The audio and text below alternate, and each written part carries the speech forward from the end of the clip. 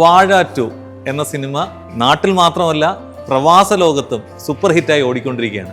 ഈ വാഴ 2ന്റെ ഭാഗമായ കുറച്ച് സുഹൃത്തുക്കൾ നമ്മുടെ ഗൾഫിൽ നിന്നുണ്ട്. വളരെ സന്തോഷമാണ്. കാരണം എന്ന് പറഞ്ഞാൽ ഈ ഒരു മെഗാ ഹിറ്റായി പോകുന്ന ഒരു സിനിമയുടെ ഭാഗമായിട്ട് നമ്മുടെ മലയാളികളായ പ്രവാസികളും ഉണ്ടെന്നുള്ളതിൽ. അപ്പോൾ നമുക്ക് അവരിലോട്ട് പോകാം. അവരെങ്ങനെയാണ് ഈ സിനിമയിലേക്ക് എത്തിയെന്നും ഇതിൻ്റെ വിശേഷങ്ങളൊക്കെ അവരുമായിട്ട് പങ്കുവെക്കാം. അപ്പം ആദ്യമായിട്ട് ഞാൻ ഇതിലേക്ക് കണ്ടെത്തിയത് നമ്മുടെ സുമേഷ് ബാലകൃഷ്ണനാണ്. സുമേഷ് ഭായി, നമസ്കാരം. ഹലോ, നമസ്കാരം. നിങ്ങൾ അബുദാബി വാഴയാണല്ലേ? നമ്മൾ അബുദാബി വാഴ. അബുദാബി 2 വാഴ, ഷാർജ 3 വാഴ. അതിലിപ്പോ ഒരു വാഴ സുഖമില്ലാത്തതുകൊണ്ട് വരാൻ പറ്റില്ല. കണ്ടപ്പോഴുണ്ടല്ലോ, നിങ്ങളെ കണ്ടപ്പോഴേ ചിരിച്ചുപോയി. എന്ന് പറഞ്ഞാൽ വളരെ വളരെ ബ്യൂട്ടിഫുൾ ആയിട്ട് ആ സിനിമ പോകുന്ന കേട്ടോ. അത് ഭയങ്കര രസമായിട്ടായിരുന്നു അതിന്റെ കംപ്ലീറ്റ്. നമ്മള് എല്ലാവരും വിളിച്ചിരുത്തിയിട്ട് ആദ്യം നമുക്ക് ഈ ഒരു കഥ പറഞ്ഞിരുന്ന ഒരു സീക്വൻസ് ഉണ്ടായിരുന്നു. ആ സീക്വൻസ് കേട്ടപ്പോഴേ തന്നെ ചിരിച്ചൊരു വിധത്തിൽ പരുവത്തിലായിട്ടാണ് നമ്മൾ അവിടുന്ന് പോണേ. അത് കഴിഞ്ഞ് സിനിമ കാണുമ്പോഴും വീണ്ടും നമുക്ക് ആ ചിരിക്കാനുള്ള ഒരു പൊട്ടൻസ് അത് തന്നിട്ടുണ്ടെങ്കിൽ ആ സിനിമയുടെ പവറാണ്, ആ സീനിന്റെ പവറാണ്, ആ സ്ക്രിപ്റ്റ് റൈറ്ററുടെ പവറാണ്, ഡയറക്ടറുടെ പവറാണ്, എഡിറ്റിംഗ്, ബീജിയം ഒന്നും പറയാനില്ല. അങ്ങനെ ശരിക്കും ഇങ്ങനെ രോമം എണീച്ചേക്കും ഇപ്പോഴും. അതിലത്തെ ആ സോങ് ഒക്കെ അത്രയും ബ്യൂട്ടിഫുൾ ആയിട്ട് ഒരു വാഴ തന്നെ. പിന്നെ അത് ക്ലീൻ മെസ്സേജ് സൊസൈറ്റിക്ക് ഇപ്പോ പല തരത്തിലുള്ളത്. എന്താണ് സ്നേഹം, സ്നേഹത്തിന്റെ വാല്യൂ എന്താണ്, ആ ഇമോഷൻ എങ്ങനെ, പാരന്റിങ് എങ്ങനെയായിരിക്കണം, സിബ്ലിങ്സ് എങ്ങനെ പോകണം. ആദ്യത്തെ സിനിമ തുടരുമായിരുന്നു. അതൊരു ബ്ലോക്ക് ബസ്റ്റർ മൂവിയാണ്. അതേപോലെ വീണ്ടും എനിക്ക് അവസരം കിട്ടിയ സിനിമയും ബ്ലോക്ക് ബസ്റ്റർ മൂവിയാണ്. അപ്പോ ഇതൊക്കെ ഒരു വലിയൊരു ഭാഗമായിട്ടാണ് ഞാൻ കാണുന്നത്. ഇനിയും ഒരുപാട് ബ്ലോക്ക് ബസ്റ്റർ മൂവിയിൽ ആറാടാനുള്ള ഒരു അവസരം ഉണ്ടാവട്ടെ. ഒരു പ്രാർത്ഥനകൾ. Thank you. Okay, thank you. ബാക്കി നിങ്ങളുടെ കൂടെയുള്ള ആരൊക്കെയാണ് മറ്റു വാഴകൾ? ഇനി സുബ്രഹ്മണ്യം വാഴയുണ്ട്, സത്യൻ വാഴയുണ്ട്, രഗ്നേഷ് വാഴയുണ്ട്, പിന്നെ ഒരു മധുവാഴയുണ്ട്. മധുവാഴ സുഖമില്ലാത്തതുകൊണ്ടൊന്നും വരാൻ പറ്റിയിട്ടില്ല. ബാക്കി 3 വാഴകൾ ഇപ്പോ 4 വാഴകൾ ഇപ്പോ ഇവിടെ ഉണ്ട്. അപ്പോൾ അവരെ നമുക്ക് ഇങ്ങോട്ടേക്ക് വിളിക്കാം. Okay, thank you. സുബ്രഹ്മണ്യം വന്നോളൂ. വാഴ അബുദാബിയിലെ വാഴയാണ്.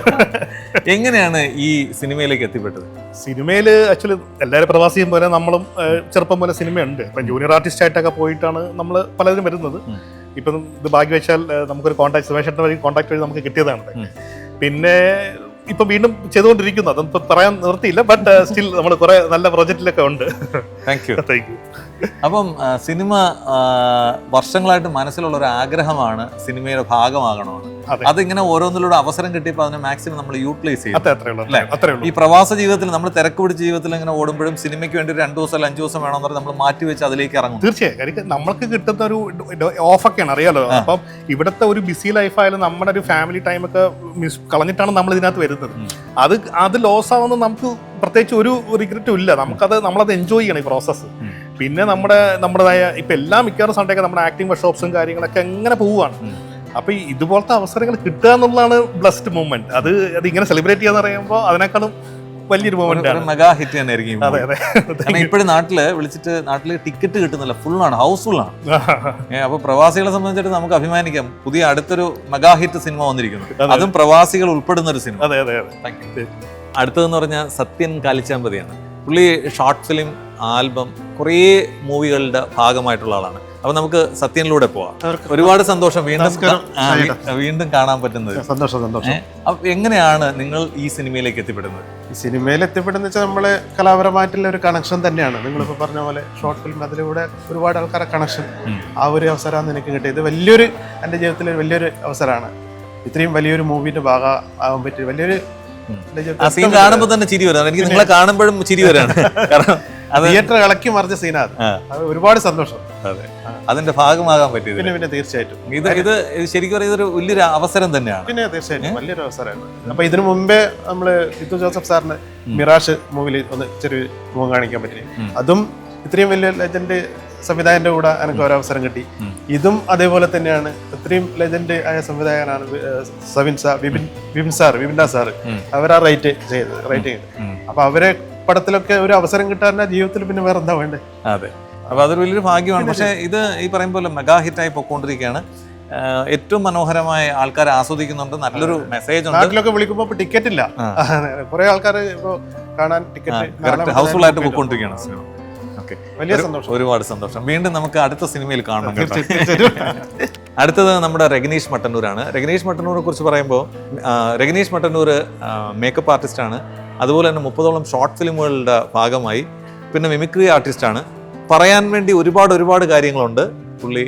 അപ്പം ആ രഗനീഷ് മട്ടന്നൂരിലൂടെ തന്നെ നമുക്ക് പോകാം. അദ്ദേഹത്തിനോട് ചോദിക്കാം എങ്ങനെയാണ് ഈ സിനിമയിൽ എത്തിയതെന്നും സിനിമാ വിശേഷങ്ങളും ഒക്കെ. രഗനീഷ്, വെൽക്കം. നമസ്കാരം. ഈ സിനിമയിലേക്ക് വന്ന വഴി എങ്ങനെയാണ്? ഞാൻ ഈ സിനിമയിൽ എത്തിയത് നമ്മുടെ മിറാഷ് എന്നുള്ള സിനിമയിൽ നമ്മൾ ചെറിയൊരു പോർഷൻ ചെയ്തിട്ടുണ്ടായിരുന്നു. അതിൽ നമ്മൾ സെലക്ട് ചെയ്ത റഹീം ഭായി ഉണ്ടായിരുന്നു. പുള്ളി ത്രൂവാണ് ഈ വാഴയിലും എത്തിയത്. വാഴ എന്ന് പറഞ്ഞാൽ സൂപ്പർ ഹിറ്റ് മൂവിയുടെ ഒരു ഭാഗമാകാൻ പറ്റിയ ഒരുപാട് സന്തോഷമുണ്ട്.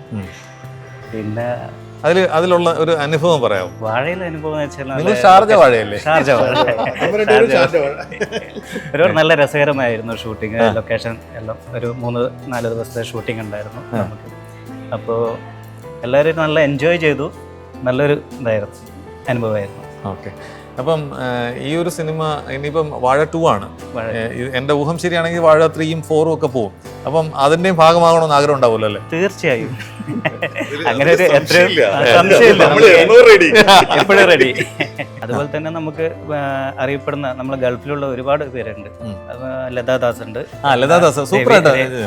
രവീന്ദ്രൻ സാറ് പ്രത്യേകിച്ച് പറയേണ്ട കാര്യമില്ല. നല്ല അഭിനയമായിരുന്നു. പുള്ളിയുടെ കൂടെ അഭിനയിക്കാൻ പറ്റുമെന്ന് പറഞ്ഞാൽ അതൊരു ഭാഗ്യം. പിന്നെ പുള്ളി വളരെ ലെജൻഡ് ആയിട്ടുള്ള ഒരു ആർട്ടിസ്റ്റാണ്. എത്രയും വർഷം ലാലേട്ടൻ്റെ ഒക്കെ കൂടെ വളരെ, അതായത് ഓപ്പൺ ആയിട്ട് എപ്പോഴും ആക്സസ് ഉള്ള ഒരു കലാകാരനാണ്. അത് പറയുമ്പോൾ ലതാദാസ് ഞാൻ ചെയ്ത ഞാൻ ഡയറക്ഷൻ ചെയ്ത ഷോർട്ട് ഫിലിമിൽ ഒരു സെൻട്രൽ ക്യാരക്ടർ ചെയ്തിട്ടുണ്ടായിരുന്നു കുറെ മുമ്പ്.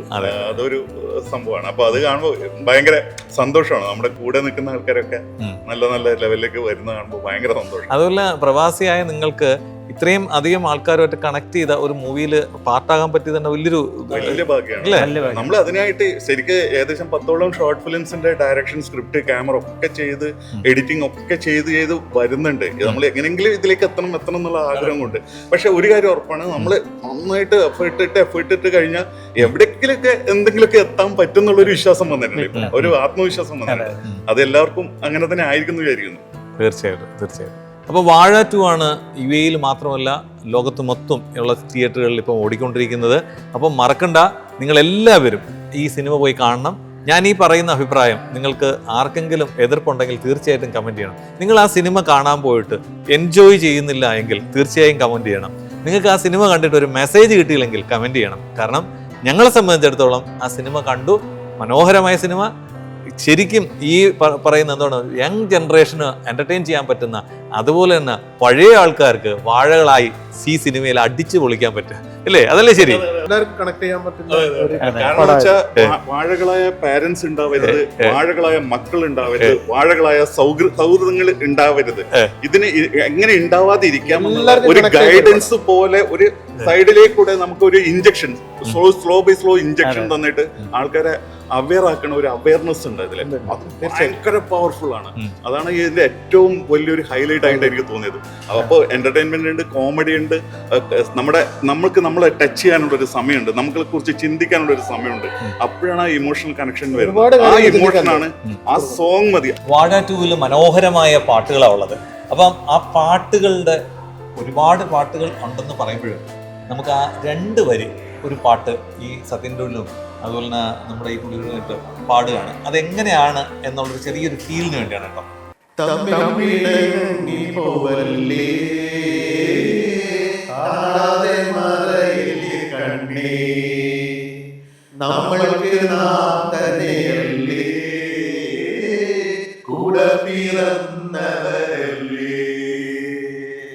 എല്ലാവരും വാഴ 2 കാണാ, തിയേറ്ററിൽ തന്നെ പോയി കാണാ.